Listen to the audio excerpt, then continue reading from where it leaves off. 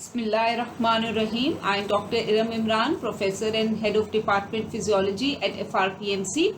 This is my email address. If you find any difficulty regarding this lecture, you can contact me on my email address.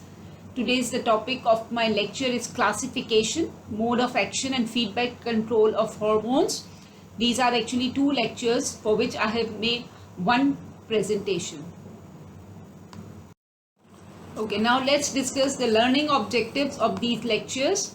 At the end of the lecture, students should be able to define what endocrine gland is and what is a hormone, should know the anatomical loci of the major endocrine glands and endocrine tissues of the body, classify hormones on the basis of chemical structure and discuss how this determines their mechanism of action on the target cells, describe the synthesis of different class of hormones, discuss hormone secretion, transport and its clearance from the blood, discuss the principles of feedback control of various hormone secretion.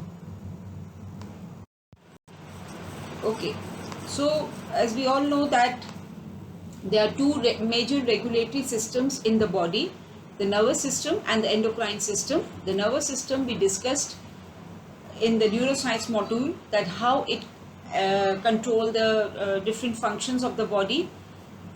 Now here we are doing the endocrine system, and the key role of the endocrine system is to maintain the body homeostasis. As you all know that homeostasis is actually the maintenance of the constant conditions in the internal environment. So our hormones, they actually regulate all the body functions. So they are helpful in maintaining the body functions. So which includes metabolism, growth, development, water electrolyte balance, reproduction and behavior. So all these functions, they are actually responsible for the maintenance of the body homeostasis, and these are achieved by different hormones which are produced by different types of endocrine glands. Now what actually are the endocrine glands and the hormones? Endocrine glands, they are actually the ductless glands, means they don't have the ducts, and they are scattered throughout the body, and they secrete the chemical substances which are known as hormones directly or indirectly in the bloodstream, and through the blood then they are carried to the target organs, where they bind with the specific receptors present on the target organs, where they can elicit the physiological, morphological and biochemical responses. So these hormones must bind with the receptors to initiate different type of actions. Okay, now let's discuss the anatomical loci of major endocrine glands and endocrine tissues of the body. In the brain, you can see there are two glands. One is the hypothalamus and other is the pineal gland. This pineal gland produces melatonin, and this hypothalamus is important, and it is producing not only the two major hormones of posterior pituitary gland, that is the ADH and oxytocin. This ADH and oxytocin is produced by the hypothalamus, and it also produces certain regulatory hormones which regulate the secretion of anterior pituitary hormones. These regulatory hormones, they may be stimulating hormones, and they may be releasing hormone, and they may be inhibitory hormones. Okay, these regulatory hormones, they may be releasing hormone or they may be inhibitory hormones. Now the pituitary gland in the brain, it also has two lobes, the anterior lobe and the posterior lobe. Posterior lobe just causes the release of the hormones which are synthesized by the hypothalamus and stored in the posterior pituitary, and they are released by the posterior pituitary, that is the oxytocin and ADH.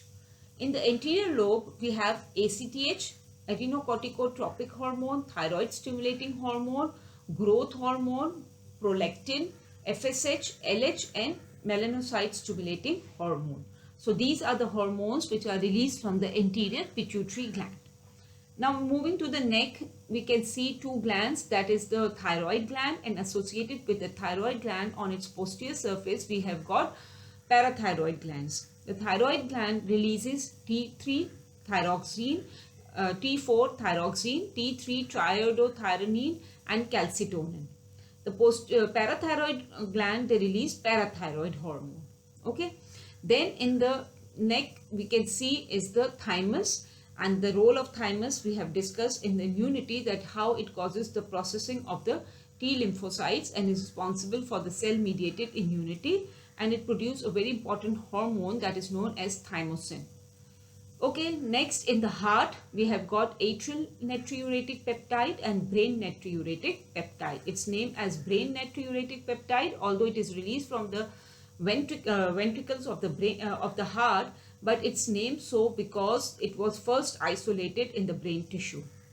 Now kidneys, they released many hormones which we will discuss in the unit of kidney, that is renin, erythropoietin and calcitriol.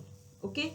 Now adrenal glands, the adrenal gland is divided into adrenal medulla and cortex. Medulla releases catecholamines, that is epinephrine, norepinephrine, and adrenal cortex release glucocorticoid, which include cortisol and corticosterone, and mineralocorticoid, which includes aldosterone, and a list of adrenal androgens we will discuss when we will discuss this adrenal gland. Now adipose tissue. Adipose tissue is present throughout the body, and this adipose tissue releases many important hormones which are named as adipokines. Just the name of two hormones is given here, that is a leptin and resistin. Okay.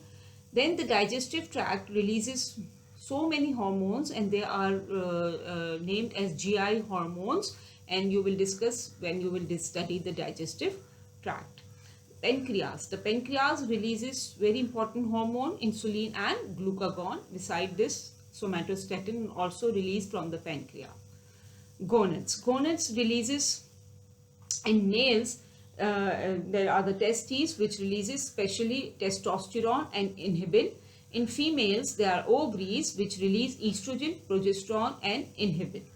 So these are the list of hormones which are released by major endocrine glands and endocrine tissues of the body. Okay.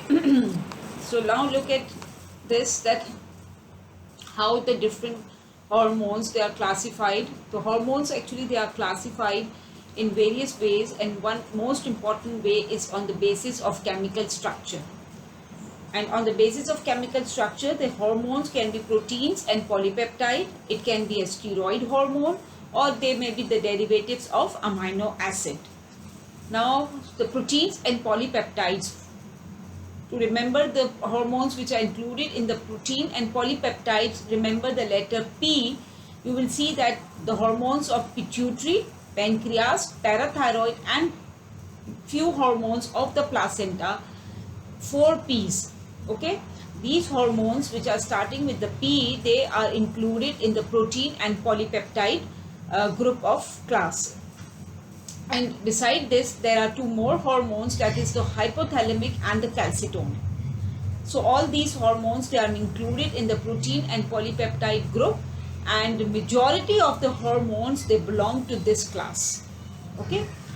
So the next class, the hormones which belong to the steroid class, they include adrenal, the ovarian hormones which include estrogen, progesterone, the hormone released from the testes, that is the testosterone, the placental hormones which include again estrogen and progesterone, and active form of vitamin D which is known as calcitriol. So all these hormones, they are included in the steroid class. Easy to remember these hormone is that at the end you either find OL or ONE at the end. You can see cholesterol, ONE, aldosterone, okay, estrogen, estradiol, actually estriol, estradiol, OL, progesterone, testosterone, ONE, calcitriol, OL. So these are steroid in nature. The third, they are the derivatives of amino acids, which we will look later on. So let's discuss the synthesis of different types of hormones. First class was the synthesis, actually the protein and polypeptides hormone, and how the protein and polypeptide hormones, they are synthesized. Since they are protein, so they are synthesized in the ribosomes which are attached to the rough endoplasmic reticulum. but they are not synthesized, these hormones, they are not synthesized in the active form. They are synthesized in an inactive pre-prohormone, which is synthesized by the ribosomes attached to the ER. Within the ER, it is cleaved into prohormone. Okay, within the ER, you can see that once it's synthesized in the form of pre-prohormone, it is converted to prohormone. This prohormone is still in the inactive form. It is not the active form. Now this prohormone, it moves to the vesicles, which are it moves to the Golgi apparatus, and it is packed in the vesicles in the Golgi apparatus. And in the vesicles, it is converted, the prohormone is converted to the hormone within the vesicles. Now this is the active hormone.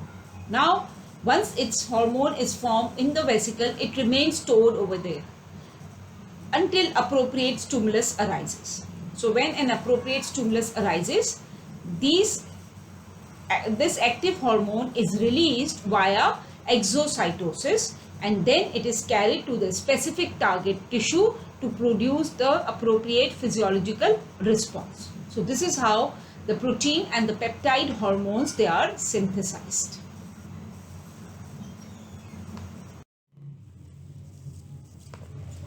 So now let's discuss that how the steroid hormones, they are synthesized. The steroid hormones, I told you that they are the derivatives of cholesterol. They are derived from cholesterol, and very little amount of they are stored in a very little amount, because they are synthesized whenever their need arises. So they are lipid soluble, so they can easily cross the cell membrane. Once synthesized in the cell, they easily cross the cell membrane and they come in the interstitial fluid, and from the interstitial fluid they goes in the blood, and then they move to the target organ and bind with the receptors in the target organ to elicit their physiological response.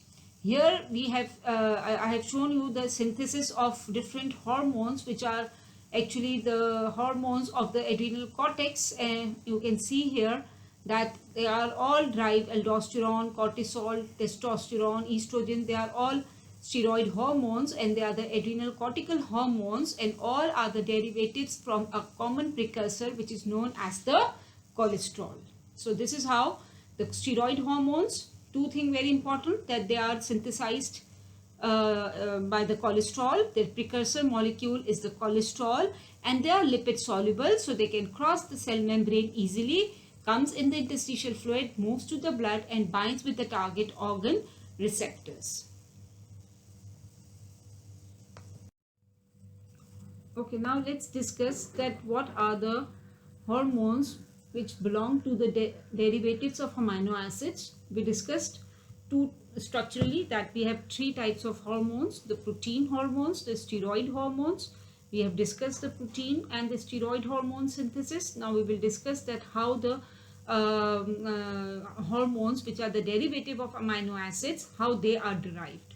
So this includes the hormones which are derived from the tyrosine. Tyrosine is an amino acid, and the hormones which are derived from the tyrosine, they are actually the amine hormones. They are known as the amine hormones, and it includes thyroid hormones, the T3 and T4, and catecholamines. The catecholamines, they are dopamine, norepinephrine and epinephrine. Okay, so here we can see that how these catecholamines, they are derived. That you can see a tyrosine, for example, this is the adrenal medullary gland, adrenal medulla, and the cells of adrenal medulla, what they do, they synthesize epinephrine and norepinephrine. You can see the tyrosine forms dopa, which convert into dopamine. So here the dopamine is formed. This dopamine, it moves in the cell vesicle, sorry, not in the cell, it's moved in the vesicle, and it's converted to norepinephrine and norepinephrine and epinephrine. Then they are stored in the vesicles, and once the appropriate stimulus arises, they are released via exocytosis in the bloodstream. So this is the synthesis of the amine hormones, catecholamines. Okay, and thyroid hormone synthesis we will see in detail in the thyroid gland, that how these T3 and T4, they are synthesized from the tyrosine. Another derivative of amino acid is the tryptophan derivative. Tryptophan is also an amino acid and it helps in the formation of two hormones, that is the melatonin and serotonin. Okay, so another is the histamine, which acts as a hormone and it is formed by the glutamic acid. So these are all the derivatives of amino acids. Now we have done with three classes. One is the protein and peptides, other is the steroid hormone, and third class of hormones, they are the derivatives of amino acid. So hormone secretion after the stimulus. Some hormones, they are secreted within seconds after the stimulus. Some may require months for full effects. The concentration of hormones needed to control most endocrine function is they are very low, means they are needed in a very minute quantity. And bound hormones, they are prevented from degradation or uptake. Actually, the free hormone is always biologically the active form of hormone. If a hormone is bound to, for example, it is bound to the plasma proteins, it is actually inactive form and it is neither degraded and nor it is uptake by the tissue. So it's only the free hormone which is the biologically active form of the hormone.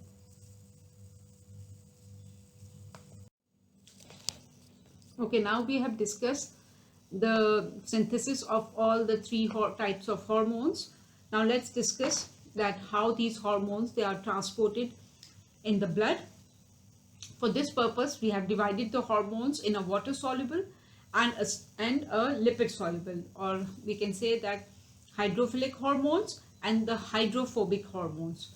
Now the water soluble hormones, they include the peptide hormones and the catecholamines. If you remember the tyrosine derivatives, that is the amine hormones, they were of two types, that is the thyroid hormones and the catecholamines. The catecholamines, they are water soluble, and the thyroid hormone, they are the lipid soluble. So catecholamines and the peptide hormones, they are water soluble.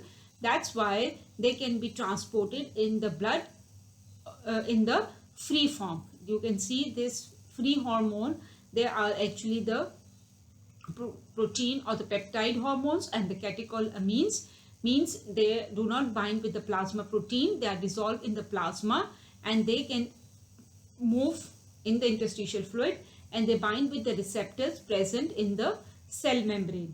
Because they cannot cross the cell membrane, they are hydrophilic, so they bind with the receptors which are present in the cell membrane of the target organ.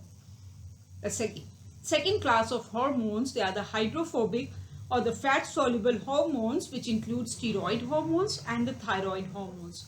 Now here you can see that they bind onto the proteins in the plasma. They bound to the plasma protein, and these proteins, they are known as steroid binding proteins. They are globulins mainly, and they are known as the steroid binding proteins. And binding of these hormones makes slow clearance from the plasma, and they act as a hormone reservoir, because as you know that they cannot be stored in the cell. I told you steroid hormones, they are not synthesized, they are not stored in the cell. So in the blood, once they bound with the plasma protein, it acts as a hormone reservoir. Then they come in the interstitial fluid and they can easily cross the cell membrane. So once they cross the cell membrane, so the receptors, they must be in the cell cytoplasm or in the cell nucleus. So the receptors for the hydrophobic hormones, they are present in the cell cytoplasm or in the nucleus, and the receptors for the hydrophilic hormones, which are peptide and catecholamines, they are present in the cell membrane. So after the transport, we will discuss how the hormones, they are cleared from the blood. Hormones, they are cleared from the plasma in many ways. One of it's the metabolic destruction. There are the enzymes present in the tissue and which destroy those hormones, and that type of clearance is known as metabolic destruction. Other is binding with the tissue. It binds with the tissue and they become inactive. Either they are excreted by the liver into the bile, or they are excreted by the kidney via urine. Now water soluble hormones, they are free in the blood, as I told you. So they are usually degraded by the enzymes which are present either in the blood or in the tissues, and then they are rapidly excreted by the kidneys and liver and having less half-life in the blood. Because they are free hormones, they are degraded by the enzymes either in the blood or in the tissues and rapidly excreted out. But which are the water-soluble hormones? The water-soluble hormones include catecholamines and all the peptide hormones. Now the lipid-soluble hormones, they are bound to plasma proteins, so they remain in the circulation for the longer time, acting as a hormone reservoir, and they have a long half-life of even days. Means their rate of degradation of the steroid hormones or the lipid-soluble hormones is slower as compared to the water-soluble hormone. Now, principles of feedback control. There is a feedback mechanism which regulates the release of hormone in either a positive or a negative feedback loop. Okay. So, how many mechanisms? The negative feedback mechanism, which prevents the overactivity of the hormone system. Most common control of the endocrine physiology is via negative feedback mechanism, as we have discussed this in the chapter of homeostasis, that most of the hormones, they are regulated by a negative feedback mechanism. Surges of hormone which occurs via positive feedback mechanism, and this help in the overactivity of the hormone, and most important example is the LH surge, which is helpful in ovulation. We will see later on. And you have seen the surge of hormone, that is the oxytocin, which also function in the form of a positive feedback to induce labor. Another is the cyclical variation of the hormone. For example, seasonal changes, changes with the age, diurnal changes, daily hormonal changes is known as the diurnal cycles, and during sleep. So these are the cyclical variations. But the most important mechanism for the control of hormones is the negative feedback, and which prevents the overactivity of the hormones.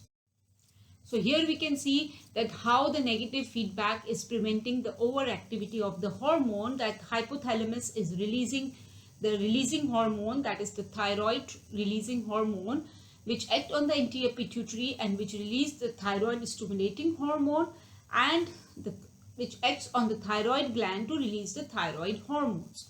So once the thyroid hormones, they are formed, they not only act on the target organs, but these thyroid hormones is acting as a negative feedback on the anterior pituitary and hypothalamus to prevent the release of these releasing and stimulatory hormone, so decreasing the secretion of thyroid hormone. So how this thyroid hormone is auto-regulating its own secretion via negative feedback mechanism, and this is the most active phenomena you will find in most of the endocrine hormones. The positive feedback, which is the surges of hormone, and it is due to positive feedback, is actually a mechanism, and it is important for, I told you, for the oxytocin, that whenever the baby pushes against the cervix, the stretch of the cervix occurs, and it sends the signals to the posterior pituitary and to release more and more of oxytocin, and which causes the uterus to get contract, and it induces the labor. Another is the LH surge, and this LH surge, it is actually acting as a positive feedback to induced ovulation. You will discuss this in the chapter of reproduction. Now, number and sensitivity of the hormone receptors, they are always regulated. There are two types of receptor regulation. One is down regulation and other is the up regulation. Whenever you can see a down regulation over here. Now, whenever there is increased hormone concentration in the blood, it causes the number of active receptors to decrease. Whenever the hormone concentration is increased, the receptors on the target organ, they are decreased. Now, how it occurs? Because of the inactivation of the receptors. High hormone concentration leads to inactivity of the receptors.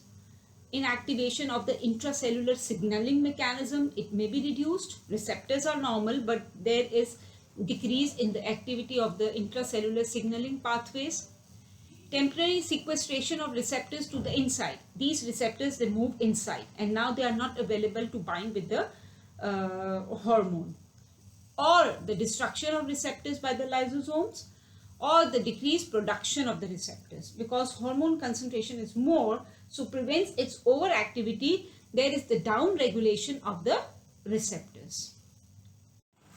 So now what is upregulation of the receptors? So the target cells, they regulate whenever the concentration of hormone in the blood is low, so they increases the sensitivity of the hormone. Low concentration in the blood, target cells receptors, they are upregulated. So this is how they increases the sensitivity of the hormone. So how the upregulation occurs?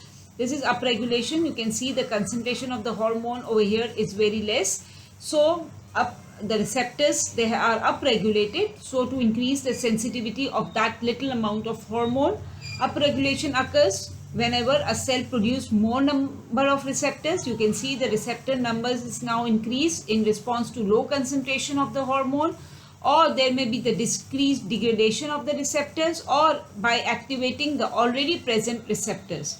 So this is how the upregulation of the receptors occurs in response to the low concentration of the hormone in the blood. Okay, now let's discuss the hormone receptors and their activation. Because the first step to produce the physiological effect by the hormone on the target cell is that it should bind with the receptors at the target cell. So the cells without the receptors, they do not respond to a given hormone, whatever may be the concentration of the hormone in the blood. Now the receptors may be on the surface of the cell, they may be in the cell cytoplasm, or they may be in the cell nucleus. Now for the hydrophilic hormones which cannot cross the cell membrane, their receptors, they are present on the surface of the cell membrane. Now which are the hydrophilic hormones? The protein and the peptide hormones and the catecholamines. We have discussed the water soluble or the hydrophilic hormones. The receptor for these hormones, they are present on the surface of the cell membrane. Here you can see that hormone is released from the endocrine gland. This hormone molecule, it binds with the receptor which is present on the cell membrane. This is the empty site of the receptor, and now the hormone comes and bind, and then the target organ is going to produce the physiological effects. So these are the hormones which are hydrophilic in nature and they cannot cross this plasma membrane, so they bind with the receptors on the surface of the cell. Now the hydrophobic hormones, which includes the steroid hormones and the thyroid hormones, they have the receptors either in the cell nucleus. So mostly the steroid hormones, they have the receptors in the cell cytoplasm, and the thyroid hormones, they have the receptors present in the cell nucleus. Since both are hydrophobic hormones, the steroid hormones and the thyroid hormones, they are hydrophobic. They easily cross the cell membrane. This is the example of the hydrophobic hormone. You can see it is produced by the endocrine gland. It diffuses, it comes in the blood, then it comes in the membrane where it can easily cross this cell membrane and binds with the receptor present inside the cell cytoplasm or in the cell nucleus. So binding of the hormone with its receptor is going to initiate the cascade of reaction, with each stage becoming more powerfully activated. So even the small amount of hormone have a large effect. I told you that only a small amount of hormone is required to produce the physiological effects, but that small amount is going to initiate a cascade of reaction, and this is going to cause each stage becoming more powerfully activated. So the desired response is produced only by the minute amount of this hormone. Now, once the hormone bind with the receptor, there are intracellular signaling mechanisms they start activating, and that is also known as the mechanism of action of hormones on the target cells. How they are going to produce different type of mechanisms to produce different physiological effects. So as I told you that hydrophilic hormones, they bind with the surface receptors. So they uses either of three mechanisms. Remember that hydrophilic hormones are all the protein and peptides and catecholamines. So they uses the receptors which are present on the cell surface. After binding with the cell surface receptors, they initiate certain mechanisms. But any of one mechanism is used by one hormone. It may be hormone which act through the ion channels, means hormone binding with the receptor and the ion channels, they are open or closed. Second is hormone is using a second messenger system. And third is the enzyme linked hormone receptors. So we will see all these three mechanisms. In case of hydrophobic hormone, like the steroid hormones and the thyroid hormone, which binds with the cytoplasmic or the nuclear receptors, so once they bind with these receptors, they initiate or they activate the genetic machinery and they help in the formation of new protein molecules which produce the desired response in the target cell.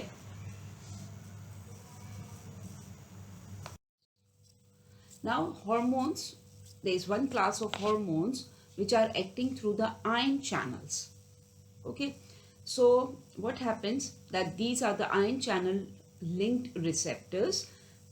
The receptors, they are linked to the ion channels, and when the hormone, it binds with the receptor at the surface of the membrane, over here you can see that the ions are here, and this is in green color. This is the hormone. When it comes and bind with the receptors, the ion channels, they open because they are ion channel linked receptors.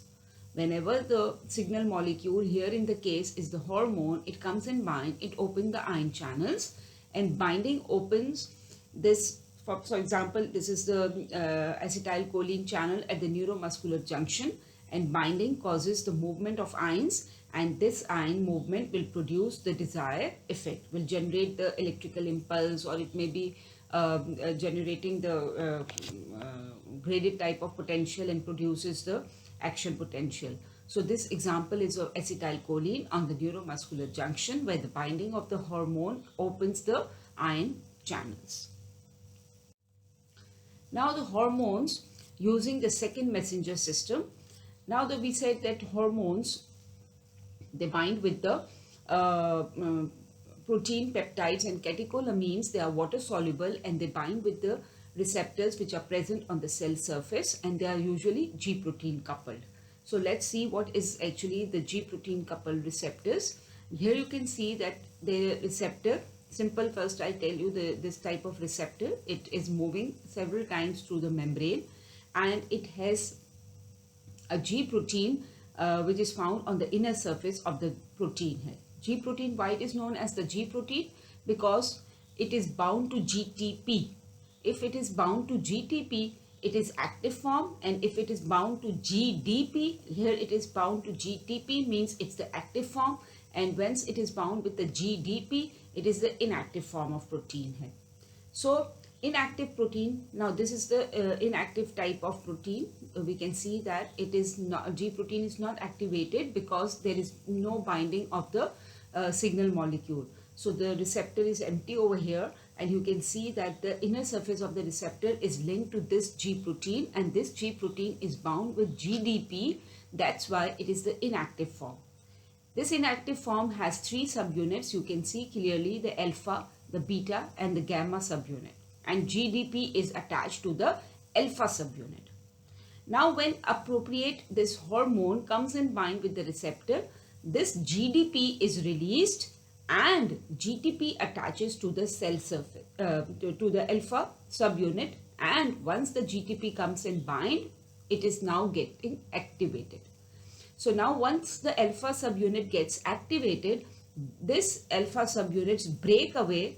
You can see binding leads to attachment of GTP to the alpha subunit. Once alpha subunit is attached with the GTP, it detaches from this G protein and it moves along the membrane and activates the enzyme, and which initiates the cascade of a reaction.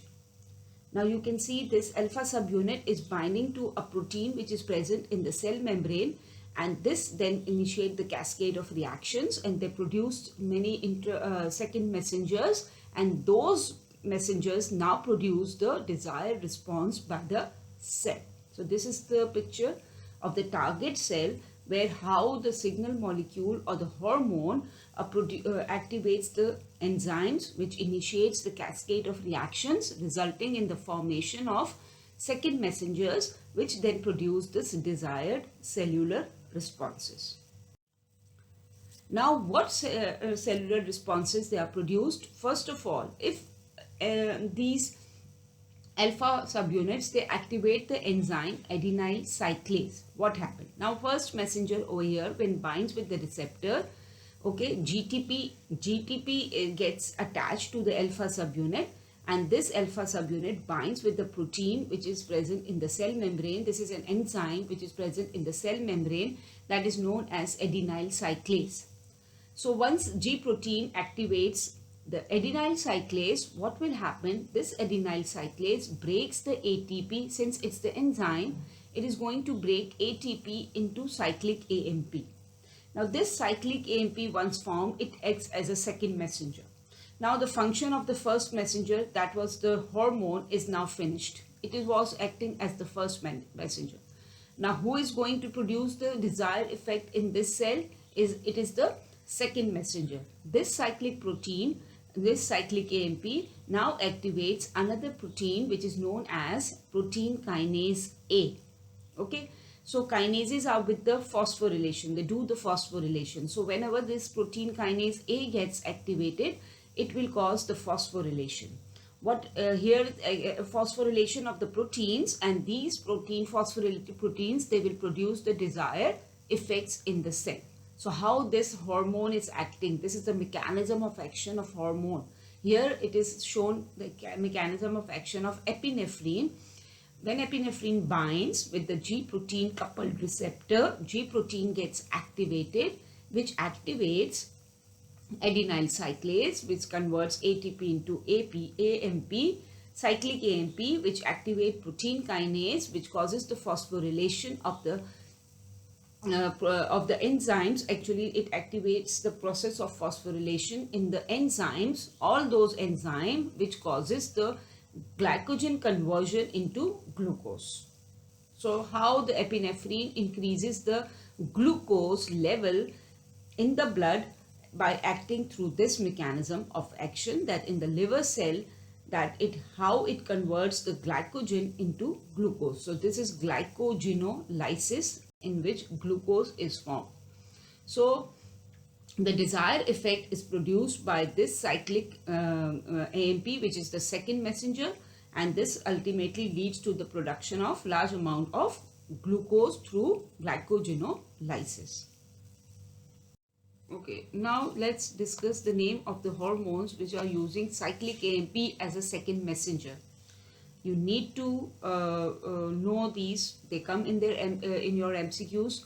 So keep in mind always that the hormones which are acting through this mechanism, they must be falling under the class of protein or peptides and catecholamines, because they are the surface proteins, they are the surface receptors. So we are discussing the surface receptors, hormones which are acting through the receptors present on the membrane of the cell membrane.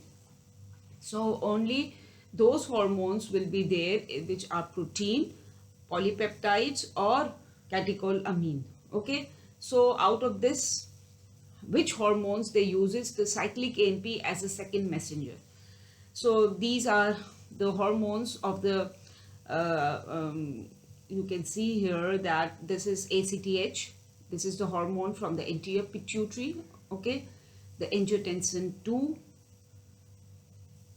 calcitonin, catecholamines, CRH, which is the releasing, I told you the releasing hormones of the hypothalamus. They also fall under proteins and polypeptides, follicle stimulating hormone, glucagon, growth hormone releasing hormone, human chorionic gonadotrophin, which is the placental hormone, luteinizing hormone, which is again the pituitary hormone. Parathyroid secretin is from the GI, and somatostatin is another pancreatic hormone.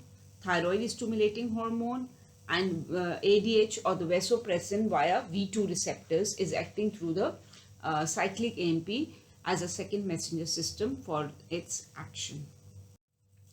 Now another is the activation of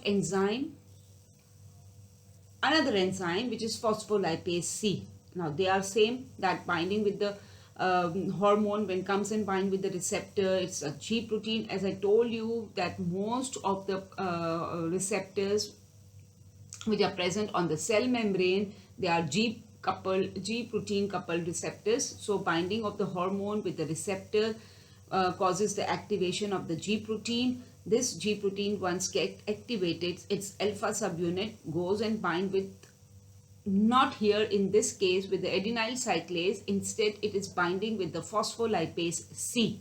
Now what is the function of this phospholipase C? That it breaks down the membrane phospholipid. Okay, it breaks down the phosphatidyl inositol biphosphate or bisphosphate into diacylglycerol and inositol triphosphate. So now this diacylglycerol and inositol triphosphate, they are acting as a second messenger. Okay, in the previous case, it was the cyclic AMP which was acting as a second messenger. Here, the DAG, the diacylglycerol and inositol triphosphate, both of these, they are acting as a second messenger system. Now, what this inositol triphosphate is doing, let's see. First, let's discuss what the DAG is doing. You can see that this is the DAG, diacylglycerol. It actually activates another enzyme which is known as protein kinase C. Okay, kinases has to do with the phosphorylation. So once the protein kinase C gets activated, it causes the, here you can see that it causes the important role actually which phosphorylates the protein. How it phosphorylates different proteins, that it converts ATP into ADP, and this phosphate gets attaches with the proteins in the cell, and these proteins now they produce the desired response of this hormone which was binding over here. Now the desired response is produced by this protein. Okay, and also this DAG is responsible for the actually it is the arachidonic acid, and it is also contributing in the formation of prostaglandins. Okay, now the inositol triphosphate is actually over here. The other product which was formed by phosphatidyl inositol bisphosphate was inositol triphosphate. This inositol triphosphate, it moves in the cytoplasm, and in the cytoplasm, what does it do? That it mobilizes the calcium ions from the calcium stored in the sarcoplasmic reticulum. So calcium ion, they are moving here. It is moving the calcium ion. So increase in the calcium ions over here. So now these calcium ions, they are acting as a second messenger again.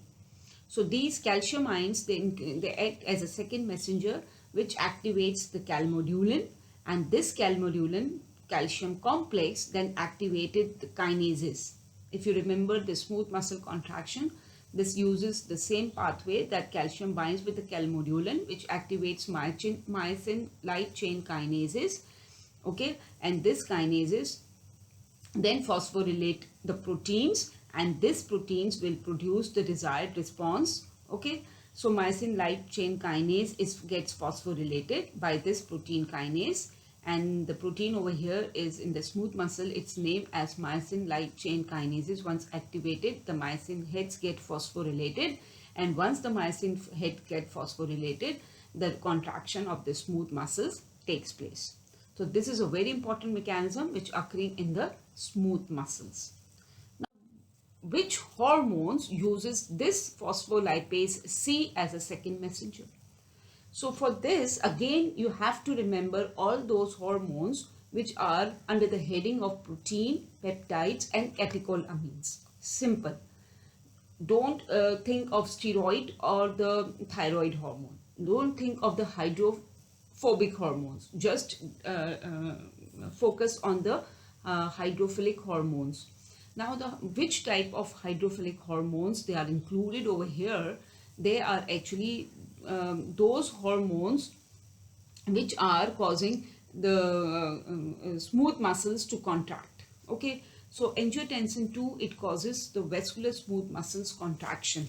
So that's why it's included over here.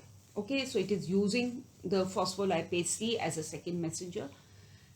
Catecholamines, if you remember the catecholamines, we have discussed that alpha receptors, the alpha 1 receptors, they usually cause a smooth muscle contraction everywhere in the body. So alpha 1 receptors of they are acting through phospholipase C as a second messenger. Okay, then there is a GnRH and GHRH, which are the gonadotrophin releasing hormone from the hypothalamus and growth hormone releasing hormone from the hypothalamus. Parathyroid somewhere uses cyclic AMP, somewhere uses its phospholipase C as a second messenger. Oxytocin, it also causes the smooth muscles contraction, so it is also causing and using this phospholipase C as a mechanism. Then is a TRH and vasopressin, ADH. Okay, these are the V1 receptors. The V2 receptors, they were using cyclic AMP as a second messenger, and the V2 receptors of vasopressin, which causes the smooth muscles contractions, and those smooth muscle contractions, they are achieved by phospholipase C as a second messenger. So whenever there is a smooth muscle contractions, because usually this IP3, we have seen that it is occurring the smooth muscles where it immobilizes the calcium ions and causes the muscle contraction. So phospholipase C is used by those receptors which are causing smooth muscles contractions. Okay, now let's discuss the mechanism of action of hydrophilic hormones, which are acting through enzyme-linked hormone receptor. Here you can see the examples of all the threes, that this is the hormone, hydrophilic hormone acting via ion channels, hydrophilic hormones acting by G protein coupled receptors. Here is actually the third class, which is the hormone acting through the enzyme linked hormone receptor. Now look at this receptor. These are usually dimer. They are not like this, that they span the cell membrane only once. And these their binding site, they are on the outside. The binding site is over here. The hormone is binding over here. And their enzymatic activity or the catalytic site is on the inside. Okay, the enzymatic activity is over here and the binding site is on the outside of the membrane. Now the hormones which are acting through this, they are usually the growth factors. So different type of growth factors, they are using this type of mechanism, that is the acting through the enzyme linked hormone receptor, which includes the fibroblast growth factor, hepatocyte growth factor, insulin-like growth factor, and vascular endothelial growth factor. Beside these growth factors, you have to remember that growth hormone, insulin, leptin, and prolactin, they also uses this type of mechanism of action, that they are acting through enzyme linked hormone receptor. Growth hormone and insulin, prolactin, and leptin, beside the growth factors. Now look at here that how the enzyme is linked to the receptor, and the name of the enzyme is the tyrosine kinase. So this is the receptor. On the outer side there is the binding side of the receptor, which binds with the specific hormone, and on the inside what you can see is actually the enzyme, which is tyrosine kinase enzyme, and which is the part of the receptor. Okay, this is the tyrosine kinase enzyme, this inner side, and this is actually rich. Why it is called tyrosine kinase? Because it is rich in tyrosine residues. Okay, and this is actually, this enzyme is the part of this receptor. That's why it's named as enzyme linked receptor. Okay, so what happens, that this is kinase, tyrosine kinase, it's kinase, and I told you that kinases, they add the phosphate group from ATP. So this kinase, it breaks ATP into ADP and add a phosphate group to the tyrosine residues of this enzyme. Now once this tyrosine residues they are added, they get activated. So whenever the hormone comes in bind, these tyrosine residues, they get phosphorylated by the enzyme tyrosine kinase enzyme, which is the part of the receptor. Now this phosphorylated tyrosine residues, they actually activate the designated proteins, and this tyrosine kinase, it also add the phosphate group to these proteins, and now these proteins, they become the activated proteins, and now these proteins, they produce the desired cellular response in the cell.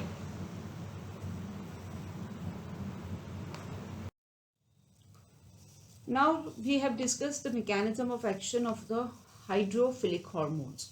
Now the mechanism of action of hydrophobic hormones. Now the hydrophobic hormones, which are the hydrophobic hormones? They are all the steroid hormones and the thyroid hormones. And they are all lipid soluble. Okay. So their receptors must be in the cell nucleus or in the cell cytoplasm. Now let's discuss the steroid hormone first.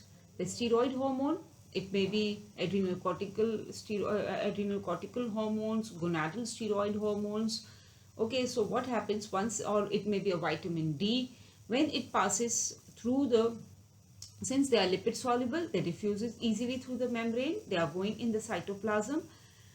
In the cytoplasm, they are binding with the receptors, and this binding of the hormone to the cytoplasmic receptor, and here it is shown that they are binding, they passes also through the nuclear pores since they are lipid soluble, and they are binding with the receptors present in the cell nucleus. So whatever may be the case, if they are binding with the cell receptor in the nucleus over here, what is happening, that it is going to the specific gene present in the DNA, activates that gene. Okay, and this hormone and receptor complex, you can see this receptor and hormone complex, it binds with the receptor present with the gene present in the DNA. Then gene gets activated, which start the process of transcription, and there is a translation which causes the proteins to be formed. Once these proteins, they are formed, you can see that they now produce the desired response in the target cell. So either the hormone move directly to the receptors in the gene in the nucleus, or if it binds with the receptors present in cell membrane, with the receptor present in the cytoplasm, this complex now then move inside, this whole complex then move. Ultimately, the hormone has to move in the nucleus to start the process of gene transcription. Now here is the example of thyroid hormone. This thyroid hormone, again you can see it binds with the receptors at the mitochondria and the nucleus, and this then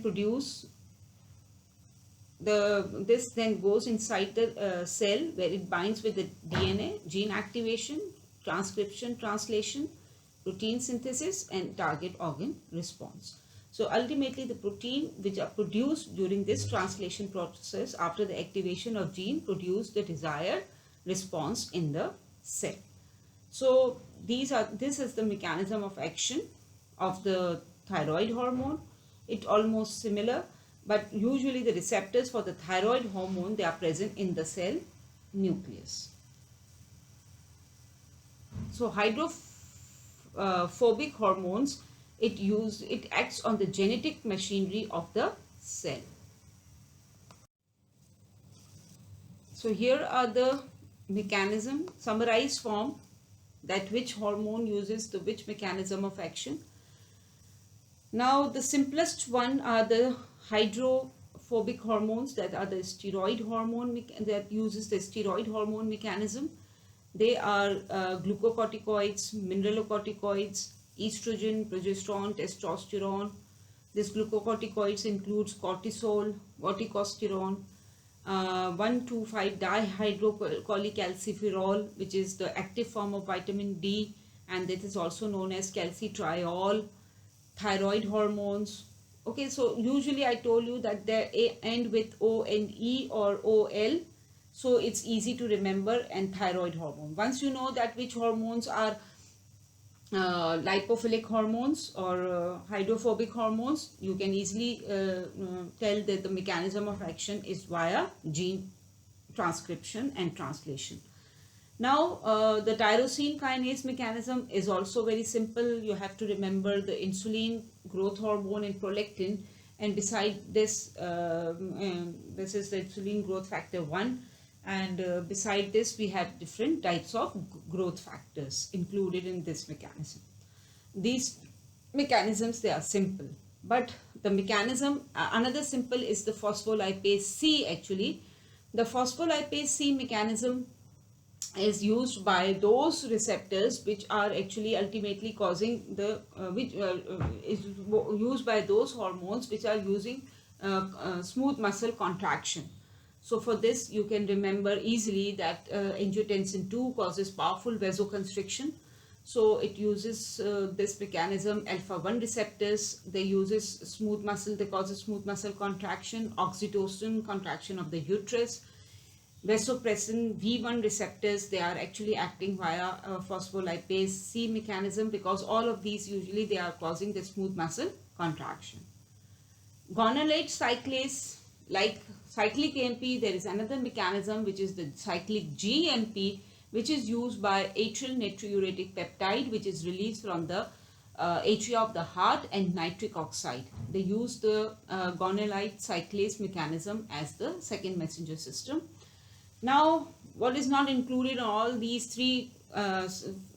four actually columns will be included in the adenyl cyclase mechanism. So there are the list of adenyl cyclase hormones which uses the adenyl cyclase. Parathyroid and calcitonin, both are calcium regulating hormones, so easy to remember. Since insulin is over here, so glucagon here, beta 1, beta 2 receptors are here. HCG, ADH, but all remember that the all these hormones which are included in first, second, fourth, and this fifth column, they all are the protein, polypeptides, or they are catecholamines. They can't be the steroid hormones, okay, and thyroid hormone. They are all hydrophilic type of hormones. The hydrophilic uses either cyclic AMP, either phospholipase, either cyclic GMP, or tyrosine kinase mechanism of action. Okay, now this is the quiz. Now let's do this quiz, that which hormone is included in which mechanism of action. So here are different mechanisms: cyclic AMP, cyclic GMP, phospholipase C mechanism, enzyme link hormone receptor, and hormone acting through the steroid hormone mechanism. So let's see. First hormone is the cortisol. What do you think, in which column it should go? All, I told you all, these are all steroid hormone. So this will go into a steroid hormone mechanism. Insulin, yes, insulin is a pancreatic hormone. So starting with P means that it's a protein hormone. So it using any of these mechanism. So what do you think, which enzyme? This is enzyme linked hormone receptor, tyrosine kinase, all very good. Next is ADH. Yes, ADH has got two type of receptors, V1 and V2. If you remember, V1 receptors, they uses phospholipase C as, and V2 it uses cyclic AMP. Then is the parathyroid. Parathyroid uses mostly cyclic AMP. Nitric oxide uses cyclic GMP. Alpha 1, yes, which mechanism? It uses phospholipase. Very good. Then aldosterone, yes, this is ON, so it goes into steroid hormone mechanism. Then is the FSH. FSH is a protein hormone. Yes, FSH, it goes in the cyclic AMP mechanism. Then are the thyroid hormones. This is hydrophobic hormone, so it goes into steroid hormone mechanism. Growth hormone, yes, growth hormone, as I told you, is in the enzyme linked tyrosine kinase pathway. It uses this enzyme linked hormone receptor. Then is ANP. ANP, it goes in cyclic GMP. Then angiotensin 2, it causes powerful powerful vascular smooth muscle constriction. So it uses the phospholipase C mechanism, which increases the intracellular calcium ion. So it is over here. So this is how now you understood that how different hormones uses different mechanism of action. Now let's discuss the different types of endocrine disorders. The endocrine disorders can be divided into three main classes. Either there may be the hormone deficiency, either there may be hormone resistance, or there may be hormone excess. You will study different endocrine hormone disorders under these three headings. That either there is hypo, hyper, or there is the resistance of the hormone. So hormone deficiency, naturally if there is any endocrine gland is damaged, then the deficiency of that particular hormone is going to occur. For example, in type 1 diabetes mellitus, why type 1 diabetes mellitus occurs? Because of the insulin deficiency due to the destruction of the beta cells of the pancreas. Beta cells produce insulin, so if those cells are damaged, insulin is not going to be produced, and that leads to type 1 diabetes mellitus. Either the machinery that is producing is defective, or if there is a defect in the enzymes which are needed for the hormones production, or lack of appropriate precursor for hormone synthesis. Now the hormone synthesis require few steps, so and those steps require enzymes for the formation. So if there is a machinery defect which leads to the enzymatic defect, or if there is no appropriate precursor, for example, thyroid hormone synthesis require iodine. If there is no iodine, naturally the thyroid hormones are not going to be produced, and there will be a deficiency of that hormone known as hypothyroidism. Or adequate amount of hormone is present, it is synthesized, it is released, but the target tissue has become resistant to the effect of hormone, and that condition is known as hormone resistance. Okay, so hormone is there, but the target organ is resistant to its effect. Like in type 2 diabetes mellitus, enough insulin is released from the beta cells, but target cells for the insulin, they become resistant to its action. Here in type 1 diabetes, there was destruction of beta cells, so hormone was not produced. But here hormone is produced, insulin is produced, but the target organ, they are more resistant, and that is due to obesity. If a person is obese, what will happen? That insulin is not going to act on its target organ, and a person will develop the type 2 type of diabetes. Now hormone excess, as the name indicates, that excess production of the hormone, that is excess production. So this excess production most commonly due to different endocrine tumors. If the endocrine gland has tumor, it will produce excess amount of hormone, and that excess production will be in uncontrolled manner, and it will not be under the feedback control.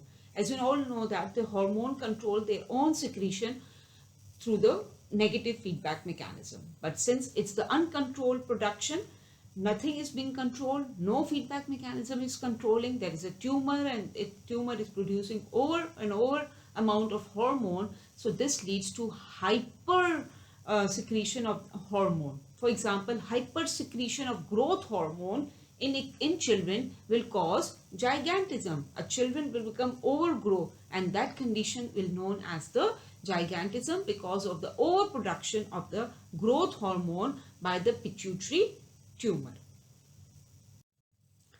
Now these are some of the MCQs. So which of the following hormones activate cell's DNA and turns on specific gene, ultimately causing the cell to respond?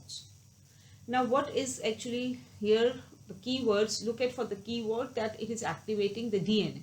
Means it is activating the genetic machinery. Since protein hormones, steroid hormones, catecholamines, all water soluble hormones. So correct answer, I know you must be knowing that it's the steroid hormones. The water soluble hormones, they do not produce the desired effect via gene transcription.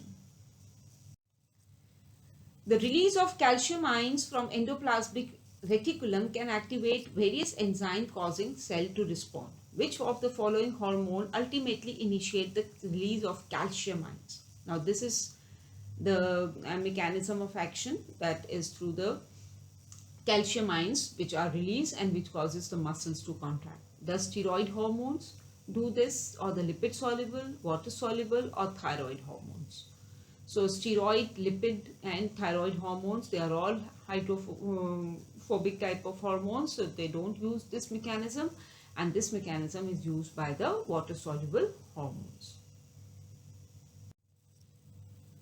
Some hormones are regulated by negative feedback, while others are regulated by a positive feedback mechanism. Which of the following operate on a negative feedback mechanism and positive feedback mechanism respectively?